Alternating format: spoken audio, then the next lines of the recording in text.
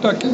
Patrizio, quand on est fils d'Italiens venus il y a une soixantaine d'années ici en France, 70 ans, comment est-ce qu'on vit la situation italienne aujourd'hui? Alors la situation italienne aujourd'hui, moi je vis moitié en Italie, moitié en France, ne peut pas être compréhensible. C'est-à-dire que ce sont des... La moitié, les systèmes parlementaires du Sénat ne sont pas tous les mêmes qu'en France, donc on aura du mal à comprendre.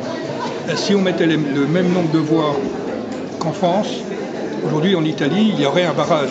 Et il y aurait, comme en France, un Macron-Le Pen. Il y aurait un centre-gauche contre un centre-droit ou extrême-droit. Voilà. Donc là, ils ont voulu mettre le proportionnel. Le proportionnel fait que le parti qui gagne a des bonus de voix pour faire croire qu'il y aura une stabilité. Ça n'arrive jamais non plus, depuis qu'ils ont mis cette loi, et c'est la gauche qui a mis cette loi en place, ça n'a jamais marché non plus, donc je ne vois pas grand avenir dans ce gouvernement non plus. Comment est-ce qu'on peut expliquer cet engouement d'une population, y compris très populaire, pour la Meloni?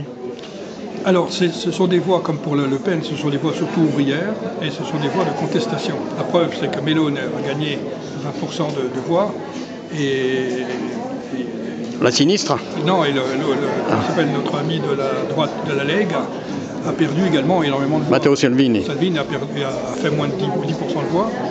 Ce qui est très, très inquiétant pour la France comme pour l'Italie, c'est la chute des partis traditionnels, c'est-à-dire le parti socialiste républicain en France, ou le Parti socialiste, ou le Forza Italia du Berlusconi en Italie, qui ont chuté énormément. Donc,